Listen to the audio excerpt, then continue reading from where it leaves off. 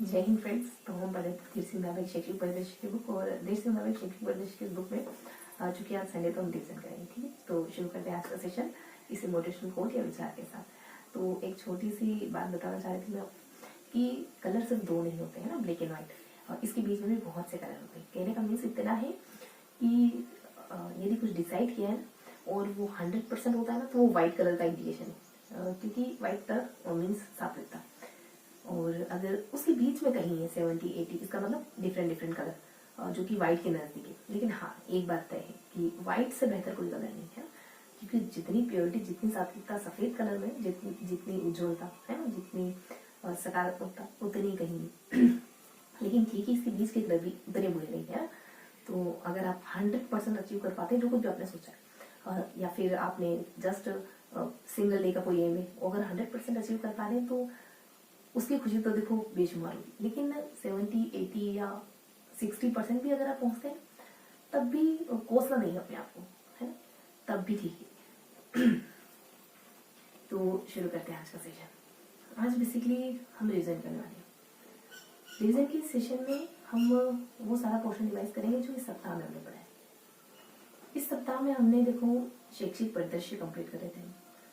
तो शैक्षिक परिदृश्य के इस पोर्शन में क्या क्या पढ़ते हैं, हमने पढ़ना शुरू करा था नवाचारों से। बहुत ज्यादा समझ नहीं लेंगे, मुश्किल से 20 से 25 मिनट का समय रहने वाले, सेशन रहने वाले। तो आज हम देखो हमने क्या क्या पढ़ा है शैक्षिक परिदृश्य में। हमने नवाचारों को पढ़ा, हमने योजना और पुरस्कारों को पढ़ा, हमने RT 2009 को पढ़ा और न्यू एजुकेशन पॉलिसी को पढ़ा है। ये 4 से 5 टॉपिक हमने कवर करे। और अभी फिलहाल हमारा या RT 2011 भी कंप्लीट हो चुका है। हालांकि बहुत ज्यादा फाइन नहीं पढ़ा हमने, है ना, एक ओवरऑल आइडिया लिया, लेकिन हाँ फिर भी पढ़ा करें। तो इस तरीके से हमने 4 से 5 टॉपिक पढ़ लिए। हम उन टॉपिक को वापस रिवाइज करने की कोशिश करेंगे। इस सप्ताह में हमने देखो सारा कुछ इस सप्ताह में नहीं पढ़ा होगा। हमने RT 2009 को पढ़ा है हमने, और RT 2011 को पढ़ा है, और SMC और रेजिडेंसी भी हमने इसी सप्ताह भर में कंप्लीट करा है, ठीक है। और कल परसों हम पढ़ रहे थे, जस्ट कल हम पढ़ रहे थे कि विद्यालय में नहीं, ये तो आपको पढ़ाना बाकी है कि विद्यालय में प्रवेश लेने के लिए क्या प्रोसेस होती है, क्या प्रक्रिया होती है। तो इसका मतलब तो बहुत ज्यादा नहीं, मतलब बहुत कम है, बहुत थोड़ा सा हमको देखता है। SMC SDMC को पढ़ना है हमको, है ना, और RT 2009 और RT 2011 को पढ़ना है। देखो इसमें से ना सबसे अच्छी पकड़ RT 2009 पर है। बाकी SMC SDMC भी है ना, थोड़ा धीरे धीरे और क्लोज जाएंगे तो चीजें क्लियर हो जाएगी। बाकी RT 2011 भी ठीक है ना। तो हम इन 3 टॉपिक को आज रिवाइज करेंगे। तो फर्स्टली मैं थोड़ा सा मेंशन कर देती हूँ कि कौन कौन से टॉपिक हम रिवाइज करने वाले हैं, ओके। तो आज के सेशन में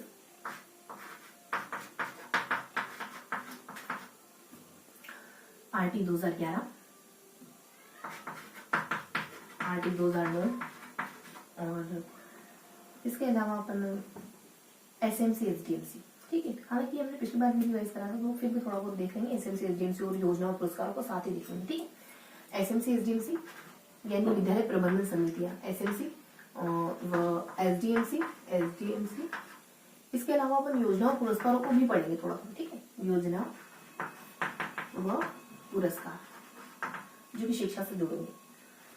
तो मेनली RT दोनों टाइप और योजना पुरस्कार देखेंगे, ठीक है।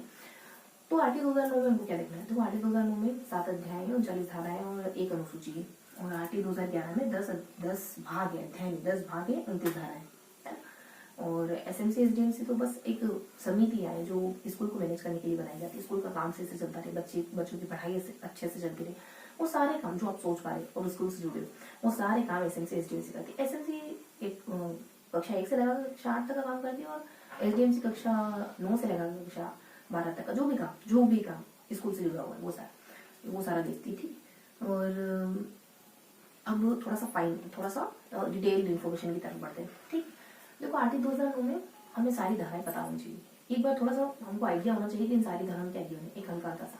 ये अगर मैं आपसे पूछूं इंस्टेंट कि RT 2009 की धारा 15 किस बारे में बात करती है, धारा 27 किस बारे में बात करती है, धारा 39 किस बारे में बात करती है, तो आपको वही पता होना चाहिए, है ना।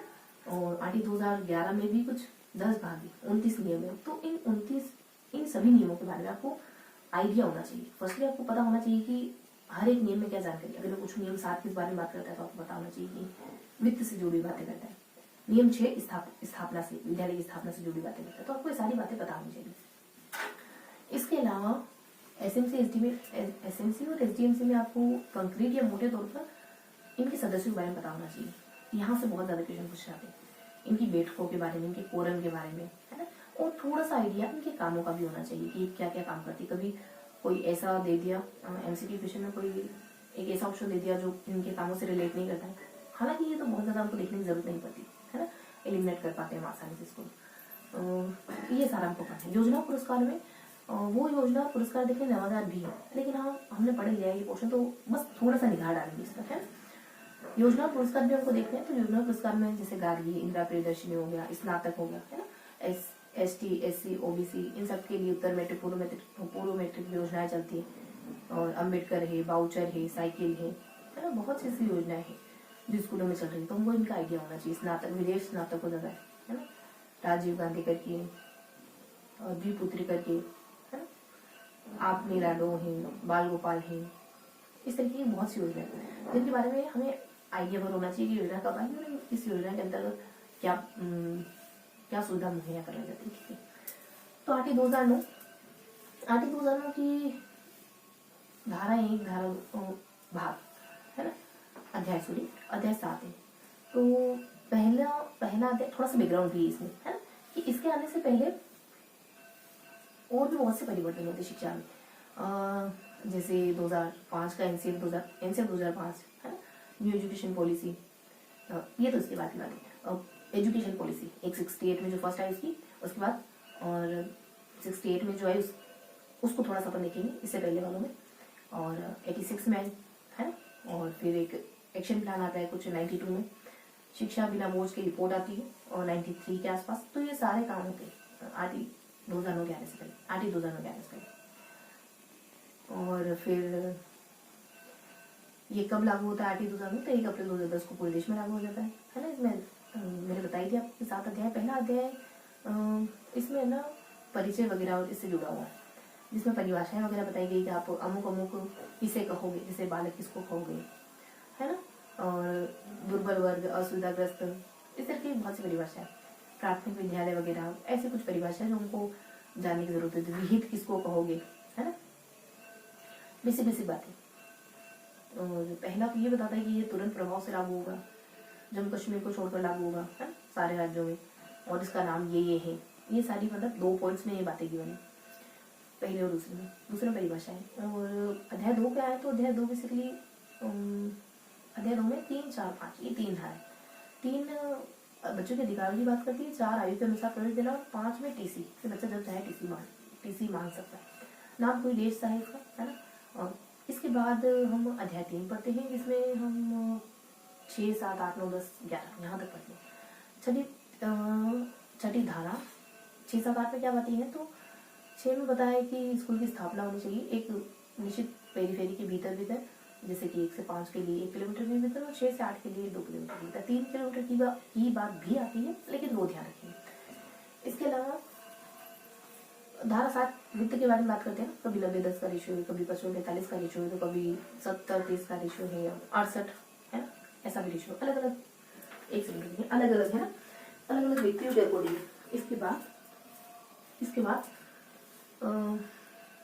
इसके बाद देखो धारा 8, 9, 10, है ना। 8, 9, 10 बेसिकली दायित्व से जुड़ी बातें करती है कि मम्मी पापा के क्या दायित्व है, केंद्र सरकार के क्या दायित्व है, प्राधिकारी के क्या दायित्व है, और माता पिता के क्या दायित्व है। 11 में आंगनवाड़ी की बात की गई, ठीक है। इसके बाद अध्याय 4 शुरू हो जाता है। 4 में 12, 13, 14, 15, 16, 17, 18 कुछ 28 तक धारा है। सबसे बड़ा अध्याय है, सबसे छोटा अध्याय पहला और सबसे बड़ा अध्याय चौथा है, जिसमें अध्यापक के दायित्व वगैरह विद्यालय अध्यापक के दायित्व। तो बात करें हम 13, 14 से ना, क्योंकि 12 से 11 हम पहले देख चुके हैं, 12 से बात करें तो 12 में आयु के अकॉर्डिंग प्रवेश देने की बात की गई है। 13 में बच्चे की अनुवीक्षण प्रक्रिया नहीं होगी, मतलब इंटरव्यू वगैरह नहीं होगा अगर बच्चा किसी स्कूल में एडमिशन लेने के लिए जाता है तो, ठीक है। और 14 में बात की गई है प्रमाण पत्र होगी कि आपको अगर प्रमाण पत्र नहीं है आपके पास अमुक तब भी एडमिशन से मना नहीं करेंगे। 15 बात करता है कि आपको 30 सितंबर तक एडमिशन दिया जाता है। अगर 30 सितंबर से आगे समय हो चुका है अगर सभी ज्यादा हो चुका है तभी आपको रिलेशन मना नहीं करें। इसके अलावा 16 बात करता है कि 17 में शारीरिक मानसिक दंड से मना किया गया, 16 में फेल करने से मना किया गया। 18, 19, 20 ये विद्यालय के मानक से जुड़े हुए है ना। तो कहाँ तक 17 तक बताया ना मैंने आपको शारीरिक मानसिक दंड। 18, 19, 20 ये तीनों विद्यालय के मानक से जुड़े हुए हैं। जैसे 18 में कहा है कि विद्यालय के अमुक अमुक मानक होने चाहिए, जो भी है, जैसे शौचालय, पेयजल के लिए सुविधा है ना, खेल का मैदान, बाढ़ वगैरह, बाढ़ भी कंपलसरी स्कूल के लिए है ना, या आसपास पेरीफेरी बनी होनी चाहिए ग्राउंड के आसपास, ये सारी बातें। और 19 में अगर मानक नहीं है तो आप देश समय तक इन मानकों को अर्जित करो। 20 में अगर नहीं है तो फिर आपकी योग्यता मान्यता वापस ले ली जाएगी केंद्र सरकार की तरह, स्कूल की मान्यता। 21, 22, 23, 24, 25 देखो 21 में एसएमसी की बात की गई है और 22 में योजना की बात की गई कि एसएमसी कोई विकास योजना बनाएगी 3 सालों के लिए और उसमें 3 वार्षिक उपयोजनाएं शामिल होंगी। 24 अध्यापक के दायित्व की बात करती है कि ये कुछ बिंदु हैं जिनमें अध्यापक के दायित्व की बात करती है कि अमुक अमुक चीजें अध्यापक के दायित्व के अंतर्गत आती है। स्कूल में टाइम से आना, सिलेबस पूरा करवाना और समितियों में भाग लेना लग देते। इसके बाद धारा 25 बात करती है छात्र शिक्षक अनुपात। जैसे छात्र शिक्षक बस मुश्किल से 10 मीटर पढ़ेंगे, ठीक है। हमको आरटी 2011 देखना है, एसएमसी एजेंसी को देखना, तो थोड़ा सा फास्ट करेंगे अपन। तो मैंने जिक्र करा है कि 25 है ना। धारा 25 बात करती है अनुपात की कि कितना अनुपात होना चाहिए, कितना रेशियो होना चाहिए। अगर छोटे बच्चों में 60 बच्चे हैं 1:5 में, तो कम से कम 2 टीचर होने चाहिए। उसके बाद आप बढ़ाते चलो, 120 तक बढ़ाते चला है। 60 से आप 120 कर लो, 120 से चलिए 30, 60 से 90, 90 से 120 और 120 से 150 लमसम है। तो आप क्रमशः बढ़ाओगे तो 2 के बाद 2, 3, 4, 5 इस तरीके से बढ़ाएंगे और फिर लास्ट में 200 कहेंगे और 200 पर रेशियो डिफाइन है और एक प्रिंसिपल भी होगा। अगर 35, 200 पर 35 का रेशियो रहेगा, ठीक है। बाकी बड़े बच्चों में ये है कि 40 का रेशियो होगा और हर कक्षा के लिए कम से कम हिंदी है, सामाजिक विज्ञान है, गणित या फिर के लिए ना गणित या फिर विज्ञान, इन 3 सब्जेक्ट के लिए एक टीचर होना चाहिए। अगर 200 से ज्यादा बच्चे हुए बड़ी क्लास में तो एक प्रिंसिपल, एक कला शिक्षा, कार्य शिक्षा, शारीरिक शिक्षा, अंशकालीन टीचर, ये 4-5 टीचर कंपलसरी हो बस। और रेशियो मैंने बताई थी 41। इसके अलावा भवन के बारे में बात की गई, ये भवन कैसा होना चाहिए स्कूल का। तो पहुंच बाधा रही, तो मतलब बहुत ज्यादा माले नहीं देखा होगा आपने। इस वजह से गवर्नमेंट स्कूल की बिल्डिंग बहुत ज्यादा मतलब बहुत ज्यादा मंजिलें नहीं होती थी, ग्राउंड फ्लोर या फिर ज्यादा से ज्यादा सेकंड फ्लोर। इसके अलावा ये कि शौचालय हो, हर एक टीचर के लिए कमरा हो, ऑफिस ऐसा जो अध्यापक के टीचर से मतलब अध्यापक शिक्षा से लगता हुआ हो। बाकी पेयजल के लिए सुविधा हो, खेल का मैदान हो, बाढ़ हो, पृथक शौचालय हो, ये सारी बातें ये मानक विद्यालय। इसके अलावा 26, 27, 28 बात करती है कि 10% ज्यादा सीटें रिक्त नहीं होगी। 27 में अध्यापक को अमुक 3 कामों के अलावा और कोई काम नहीं दिया जाएगा। और 28 बात करती है कि ट्यूशन लेना मना है। कौन से काम, राहत वगैरह, आपदा वगैरह, जनगणना, ये सारे। बाकी देखो ज्यादा है नहीं, 29 से 39 तक 3 बातें और 10 3 मतलब 3 मैंने इस वजह से कहा क्योंकि 3 आप कुछ भी कहते हैं ना उसके पीछे कुछ ना कुछ काम कर रहा होता है। कोई भी चीज इंस्टेंट नहीं होती, कोई एक्सपीरियंस कभी देखा, कभी सुना, कभी फील करा, कुछ ना कुछ वर्क कर रहा होता है ना। कोई चीज इंस्टेंटली नहीं होती। हाँ ये है कि हमें वो पता नहीं होता है। तो 3 अध्याय है। 3 क्यों लिखना, क्योंकि 3 अध्याय है। अब 3 अध्याय बच जाते हैं, 5, 6 और 7, जिसमें 2 क्रमश बता रही, 2, 4 और 5 धाराएं होती। 29, 30, 31, 32, 33, 34, फिर 34 से सीधा 39 तक। तो ये जो बात के 2 अध्याय है ना, इनको हम 2 पोर्शन में बांट सकते हैं याद रखने की दृष्टि से। तो 29 और 30 बात करती है सिलेबस और परीक्षाओं की। सिलेबस होगा लेकिन परीक्षाएं नहीं होगी, कैसी, बोर्ड, बाकी तो होंगी। बाकी एक नो डिस्टेंशन नीति के तहत 2019 में एक नियम आया कि आप बच्चों को फेल कर सकते हैं। वैसे तो बना है लेकिन राजस्थान है ना, प्रॉपर राजस्थान राज्य की बात करेंगे। इसके अलावा 30 तक हमने देखा, 31 से 31, 32, 33 और 34। इसमें बाल संरक्षण आयोग की बात की गई और फिर कुछ दो और राज्य सलाहकार और राष्ट्रीय सलाहकार परिषद की बाल संरक्षण आयोग होगा, इसमें शिकायत दर्ज कर सकते हैं, सदस्य वगैरह भी बताया था 12-14 है ना। तो ये कुछ बातें। अच्छा, बाल संरक्षण में अध्यक्ष नहीं, सदस्य नहीं, ये बात आप ध्यान में रखो। ठीक है, आप सदस्य संख्या को छोड़े, इतना ध्यान रखिए कि बाल संरक्षण आयोग उसकी शिकायत राष्ट्रीय सलाहकार परिषद और राज्य सलाहकार परिषद का जिक्र है क्रमशः। इसके बाद कहाँ से कहाँ तक, 31 से 35 तक, 35 के बाद 39 तक, 35, 36, 37, 38, 39, ये 5 है, जिसमें मिडल में आप ध्यान रख लेंगे कि एक फैक्चुअल बात है। चलो थोड़ा स्किप रखो। इसके अलावा कुछ बातें ऊपर और कुछ बातें नीचे ध्यान रखेंगे। नीचे ये है कि राज्य को शक्ति है कि वो अपने लेवल पर काम कर सकती है आरटी में, आरटी चाहे तो बना सकती है, और केंद्र को शक्ति है ऐसा करके, है ना। केंद्र को भी शक्ति है अगर कुछ फेरबदल करना हो, तो ऊपर ऐसे ही कुछ मिलता जुलता जो आपस में मतलब कनेक्टेड है दोनों पॉइंट। बीच में कोई फैक्चुअल बात थी, इस वजह से मैंने आपको पैटर्न बताया था। ठीक है, तो इतना बहुत।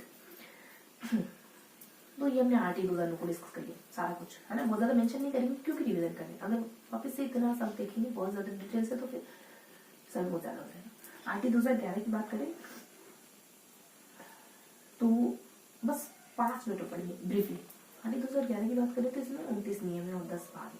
29वां जो नियम ना, ठीक है, 29वां जो नियम है बेसिकली बात करता है कि आपको कोई भी तकलीफ परेशानी हो शिक्षा से जुड़ी, आप शिक्षा विभाग में शिकायत कर सकते हैं। इसके अलावा यहाँ देखो, अगर हाँ बात करें तो 38वीं धारा शक्ति प्रदान करती है कि हम ऐसा कुछ काम कर सकते हैं, ऐसा कोई स्टेप उठा सकते हैं कि राज्य लेवल पर भी हम आरटी लेके आए। जो आरटी 11 है ना, इसके बाद आरटी 2009 की 38वीं धारा में लिखे अध्याय, ये 29 मार्च 2011 को पूरे राजस्थान में लागू हो जाता है। इसका जो भाग है कि उसका नाम प्रारंभिक है, 2 का एसएमसी और 3 का कार्यकारिणी और 4 का विकास योजना समथिंग, 5-6 का विशेष प्रशिक्षण और 7 का शायद 7, 8, 9, 10 3 बचे ना। तो 10 का मैंने आपको 10 का कुछ प्रकीर्ण करके नाम है ना, और बीच के थोड़ा सा स्किप रखेंगे। अब हम डिस्कस करें थोड़ा सा इनको नजदीक से। तो देखो भाग, जो प्रारंभिक भाग है ना, उसमें सारी परिभाषाएं हैं। बच्चा किसे कहोगे, राज्य किसे कहोगे, धारा किसे कहोगे, जिला किसे कहोगे, जिला अधिकारी किसे कहोगे, एसएमसी किसे कहोगे, गैर सरकारी सहकारी संस्था वगैरह डमसम, है ना। ये सारी परिभाषा, जो भी बालक किसे कहोगे, है ना, दुर्बल वर्ग या सुधाग्रस्त वर्ग, मतलब परिभाषाएं जो है सारी। फिर नियम 2 में, मतलब हाँ नियम 2 में सारी परिभाषाएं जो है। नियम, चलो मैं आपको नियम से नहीं तो मैं आपको भाग से बताती हूँ। भाग थोड़ा सा उसका ब्रॉड एस्पेक्ट है ना, नियम थोड़ा सा फाइन है। तो भाग पहला जो प्रारंभिक नाम से जाना जाता है, उसमें सारी परिभाषा है, उसके अंदर भी नियम वाइज है ना कि नियम 1, नियम 2। तो एक बार ध्यान रखो कि भाग फर्स्ट में जिसका नाम प्रारंभिक, सारी परिभाषा है, 2 पॉइंट अलग है इसमें, 2 नियम। अब मैं इसी तरीके से बात करूंगी, भाग का नाम लूंगी और उसके अंदर पॉइंट यानी कि नियम, ये आपको अंडरस्टूड रखना है। इसके अलावा भाग सेकंड एसएमसी है, जिसमें कुछ 8 से 9 बिंदु है नियम, ठीक है, जिसमें ये सारी बातचीत है एसएमसी के बारे में। एसएमसी के सदस्य वगैरह है, एसएमसी का गठन वगैरह, और एसएमसी का कोष से जुड़ी बातें, एसएमसी के कोष से जुड़ी बातें, 2 बिंदु है इसको कोष से संबंधित, और एसएमसी की बैठकें, एसएमसी के सदस्य, ये सारे कोर्स की बात, नियम भी है। अब बार बार लिखूंगी ना कि नियम की बात करेंगे।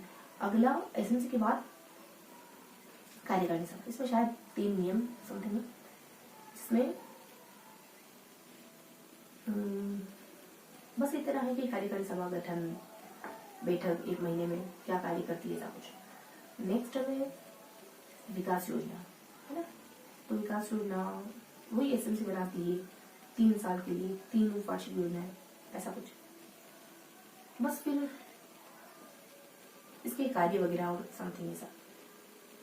अगला भाग है विशेष प्रशिक्षण। इसमें दो पॉइंट से ज्यादा नहीं, बस इतना है कि आप बच्चों को पहचान करोगे जिसको भी विशेष प्रशिक्षण की जरूरत है, फिर विशेष प्रशिक्षण मुहैया करवाओगे। इसके अलावा अब मैं लास्ट पेज पे आ जाऊं तो प्रक्रिया मैंने बताया आपको भाग 10, इसमें सिर्फ एक धारा है, वो कहती है कि आप शिकायत कर सकते शिक्षा विभाग में। हाँ, मुझे ध्यान आता है कि कुछ अब शायद मैं नियम नियमों का जिक्र कर रही हूँ ना, नियमों के नाम लूंगी कि एक अध्यापक के क्या दायित्व होंगे, एक बच्चे के, एक टीचर की क्या दायित्व है ना। शिकायत, सॉरी दायित्व नहीं, शिकायत। अध्यापक शिकायत कहाँ करेगा, विभाग शिकायत कहाँ करेगा, और 2 बाल संरक्षण से जुड़े और 1 पॉइंट राज्य सलाहकार परिषद से जुड़ा। ये नियम है, भाग नहीं है। तो बस इतना है कि मम्मी पापा अध्यापक कहाँ शिकायत करेंगे, तो एसएमसी में, अगर एसएमसी में करेंगे, प्राइवेट लेवल पर भी ऐसा कोई गठन और तंत्र होना चाहिए जो शिकायतों को दूर कर सके अध्यापक की। अगर यहाँ से एसएमसी से सहमत नहीं है तो आप अगले लेवल पर जा सकते हैं, है ना। ये सारी बातें अगले में बस अभिभावकों की शिकायत को लेकर एसएमसी में करेंगे, दोनों पक्षों को बुलाया जाएगा, मुद्दा उठाया जाएगा बैठक में, और बस इतना है मोटा मोटी ध्यान रखें। उसके बाद बाल संरक्षण आयोग क्या, शिकायत करना।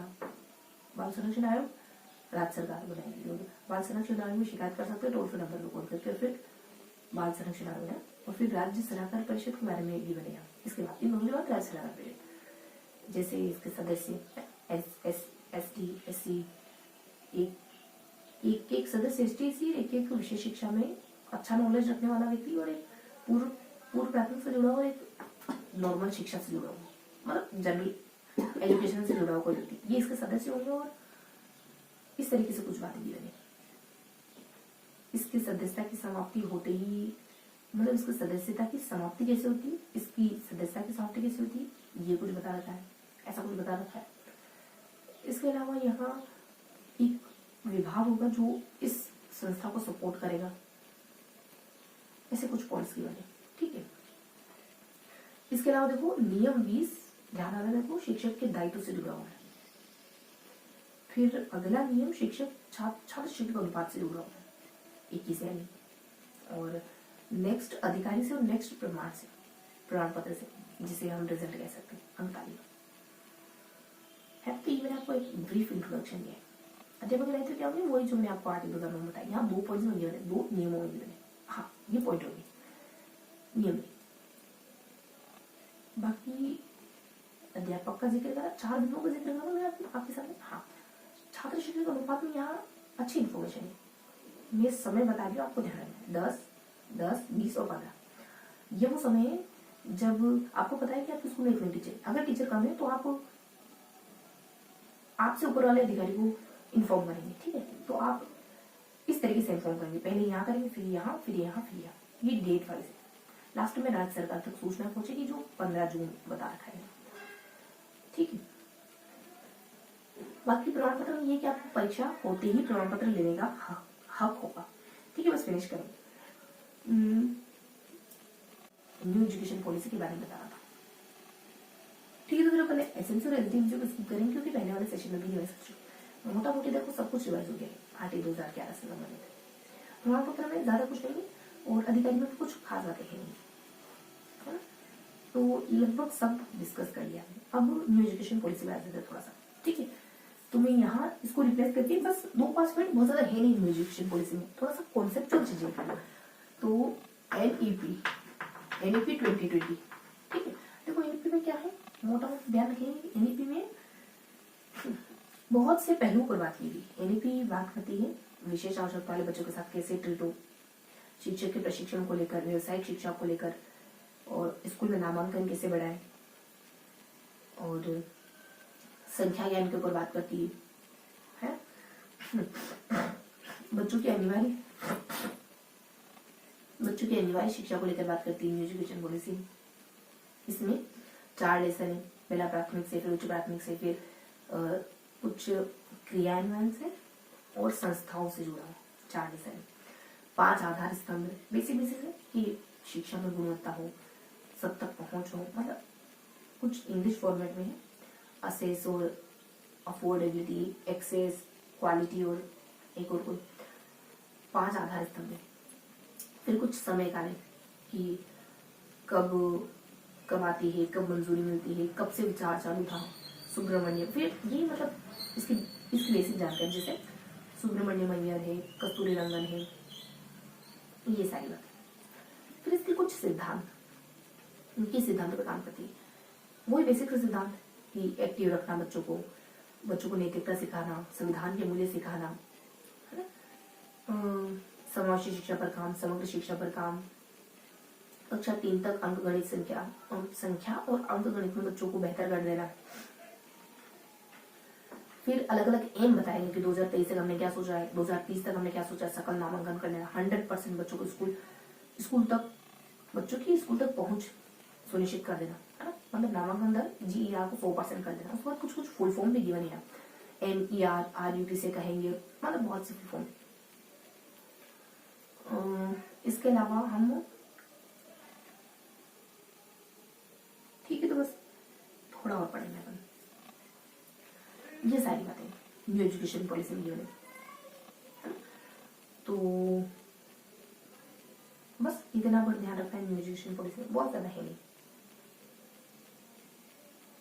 ठीक है। फिर इससे जुड़ी हुई कुछ फैक्चुअल बातें, जैसे ये उच्च शिक्षा पर क्या बात करती है, एक फॉर्मूला बताऊं मैं आपको। तो फर्स्ट आपको ध्यान रखना है इसकी कुछ अध्याय को। सेकेंडली देखो, जिस फॉर्मूला पर हमने याद करा तो पेज वाइज याद करते हैं, तो पहले अध्याय का जिक्र आता है, उसके बाद कुछ बेसिक फैक्ट्स आते हैं, तथ्य आते हैं, उसके पीछे कुछ क्या सिद्धांत है इसके, ये जानकारी है मैंने। इसके अलावा कुछ लास्ट वाला सेशन में, फिर 2 बीच में, ठीक है, तो वो तो मैंने आपको बता ही दिया। अध्यापक को लेकर क्या बात करती है ये पॉलिसी, है ना, और पाठ्यक्रम को लेकर क्या बात करती है, हर लेवल पे अलग अलग सिलेबस है, देखो 4 स्तर है इसकी, है ना, और एज ग्रुप उसी अकॉर्डिंग 4 स्तर बता रहे, मैं बहुत ज्यादा फाइन नहीं बता रही, है ना। इसके अलावा फिर अपन अगला बात करते हैं कि